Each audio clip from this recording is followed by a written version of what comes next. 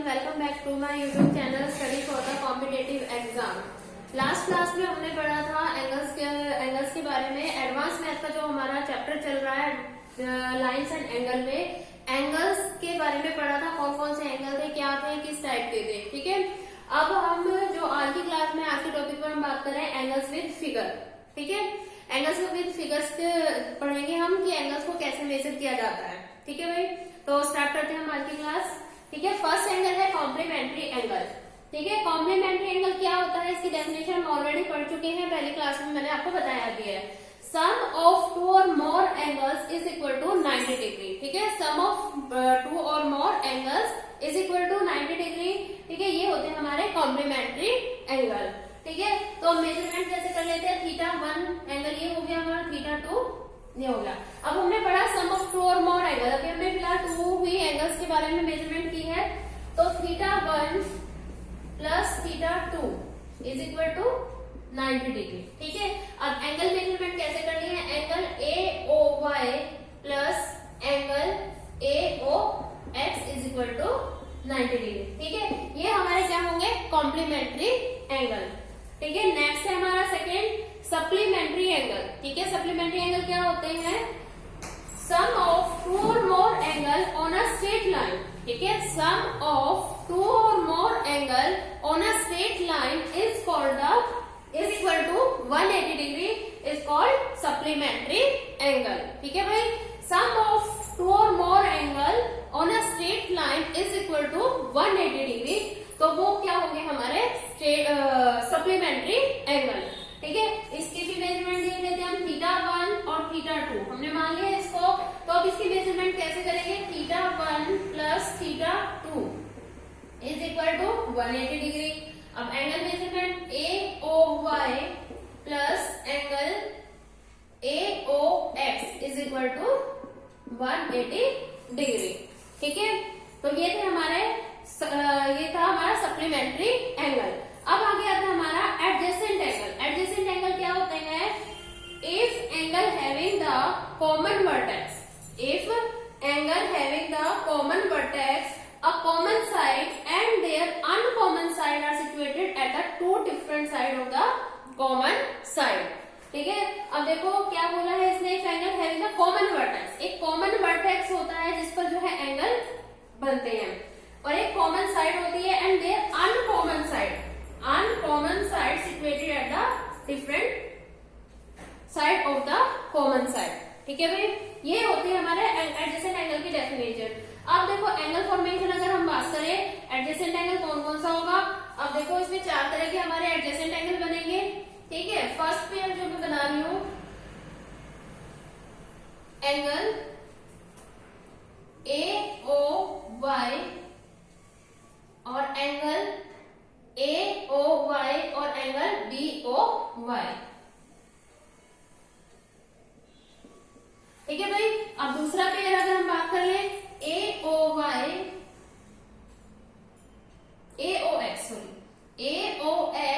और दूसरा है BOX।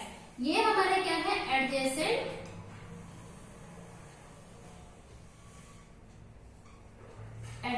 Pair of angle. ठीक है, क्या है, एडजेसेंट पेयर ऑफ एंगल।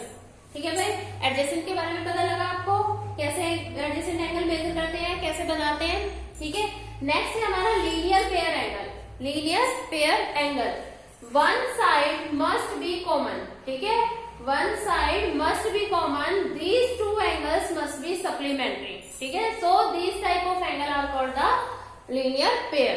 ठीक है, अब क्या है, हमारे जो स्ट्रेट लाइन एक लाइन होती है, उसमें एक कॉमन लाइन होती है, वो कॉमन लाइन जो एंगल्स बनाती है, जो कॉमन लाइन एंगल बनाती है, ये हमारे क्या होते हैं, लीनियर पेयर। और इनका जो सम होता है वो हमेशा 180 डिग्री होता है, इसलिए हम इन्हें कह सकते हैं सप्लीमेंट्री एंगल्स। ठीक है, कैसे, अब angle AOX plus angle AOX plus angle AOY is equal to 180 degree. ठीक है, अब ये हमारी प्रॉपर्टी भी है कि लीनियर पेयर पे जो एंगल होते हैं उनका सम जो होता है 180 डिग्री होता है, sum of linear pair.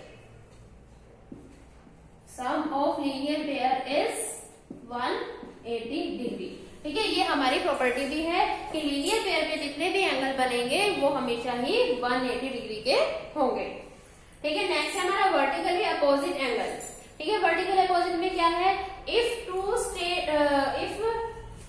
Straight line meet at a point, if two straight line meet at a point, then angle facing to each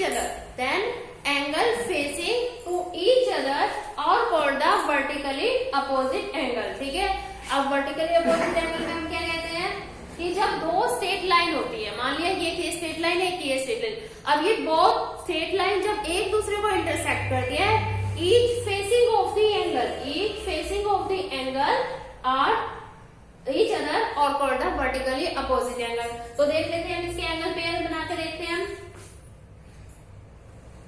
angle AOD is equal to angle COB। ठीक है, अब दूसरा बनता है हमारा angle AOC is equal to angle DOB। ठीक है भाई, ध्यान रखना कि जो वर्टिकली अपोजिट एंगल होते हैं वो हमेशा इक्वल होते हैं। अगर सपोज करो ये एंगल 30 का है, तो अगर ये 30 का है तो ये भी हमारा कितने का होगा, 30 का। ये हमारा अगर 50 डिग्री का है, अगर AOC हमारा 50 डिग्री का है, तो ये वाला एंगल भी हमारा 50 डिग्री का होगा। तो vertically opposite angle always equal होते हैं। ठीक है, तो अब आपने देखा, ठीक है भाई, हमने अभी वर्टिकल अपोजिट एंगल के बारे में पढ़ा। अब हमारा नेक्स्ट एंगल है ट्रांसवर्सल लाइन।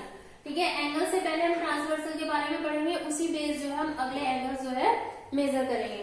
अब देखो ट्रांसवर्सल लाइन क्या है, a straight line intersecting two parallel line at a different point is called the transversal line. ठीक है, अब जब एक स्ट्रेट लाइन होती है इंटरसेक्टिंग करती है टू पैरेलल लाइन को, a straight line intersecting two parallel line AB and CD intersecting at E and F point, RN जो है हमारी ट्रांसवर्सल लाइन होगी। जो RN क्या है हमारी ट्रांसवर्सल लाइन। ठीक है, अब देखो इसी ट्रांसवर्सल लाइन से ही हमारे आगे एंगल्स बनेंगे, जैसे कि जो है कॉरस्पॉन्डिंग एंगल। ठीक है, अब जो है कॉरस्पॉन्डिंग एंगल क्या होता है, when two lines are intersecting by a transversal line, then they form a four pair of the corresponding angle। ठीक है, अब देखो कैसे, अब हम इनको नाम दे देते हैं जी सभी एंगल्स को। 1 2 3 4 5 6 7 8। ठीक है, अब हमने इन एंगल्स को नाम दे दिया, जिसे बोला है कि when two lines are intersecting by a transversal line, then they form a four pair of corresponding angle। ठीक है, तो अब corresponding angle कौन कौन से है, कौन कौन सा पेयर बनाएगा, angle first is equal to angle 5। ठीक है, corresponding पेयर बना रहे हैं ये। ठीक है, corresponding pair of angles। ठीक है, तो angle first is equal to angle 5। ठीक है, angle third is equal to angle 7। ठीक है, अब angle 2 is equal to angle 6 and angle 4 is equal to angle 8। ठीक है, ये चारों पेयर जो है हमारे कॉरस्पॉन्डिंग एंगल के पेयर है। ठीक है भाई, और ध्यान रखना जो कॉरस्पॉन्डिंग एंगल्स होते हैं वो इक्वल होते हैं। ठीक है, corresponding pair of angles are equal. ठीक है, कॉरस्पॉन्डिंग एंगल के जो पेयर्स होते हैं वो हमेशा इक्वल होते हैं। अगर एंगल 1 30 डिग्री है तो एंगल 5 भी कितने का होगा, 30 डिग्री का। ठीक है भाई, अब नेक्स्ट आता है हमारा एक्सटीरियर एंगल। ठीक है, एक्सटीरियर एंगल में क्या होगा, angles form outer side of the parallel side. ठीक है, angles form outer side of the parallel side by intersecting the transversal line। ठीक है, देखो कैसे, अब टू पैरेलल लाइन है, ट्रांसवर्सल लाइन है जो इंटरसेक्ट इसके आउटर साइड मींस बाहर की साइड जो एंगल बनेंगे वो हमारे क्या होंगे, एक्सटीरियर एंगल। ठीक है, अब इसको भी हम नाम देते हैं 1 2 3 4 5 6 7 8। ठीक है, तो हमारे एक्सटीरियर एंगल कौन कौन से होंगे? अब देखो एक्सटीरियर एंगल क्या है हमारा? एंगल 1, ठीक है, और एक्सटीरियर एंगल कौन सा होगा? Angle 7। Exterior angles, angle 1, angle 2, angle 7 और एंगल 8, ठीक है। Outer side of the parallel side line, ठीक है, outer side of the two parallel line जो एंगल बनते हैं वो हमारे कौन से होते हैं? एक्सटीरियर एंगल, ठीक है। अब इंटीरियर एंगल कौन से होते हैं हमारे? अब यहाँ पर भी हम नाम दे देते हैं 1 2 3 4 5 6 7 8। अब देखो एक्सटीरियर एंगल का आपको पता लग गया 1 7 2 8, ये जो हमारे क्या है? एक्सटीरियर एंगल है। अब इंटीरियर एंगल जो होते हैं, इंटीरियर एंगल कौन से हमारे?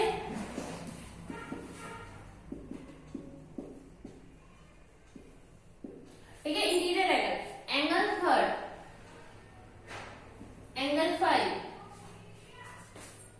एंगल 4 और एंगल 6, ठीक है। अब कौन से हमारे? एंगल 3, 5, 4 और 6, ठीक है, ये हमारे क्या है? इंटीरियर एंगल है। अब तो ये चीज ध्यान देना कि जो इंटीरियर एंगल है उनके sum of the interior angle between two parallel line, sum of interior angle between two parallel line is equal to 180 degree, ठीक है, ये ध्यान रखना है। तो हमारे जो इंटीरियर पेयर है क्या है? Angle 3 plus angle 5 is equal to कितना होगा? 180 डिग्री, ठीक है।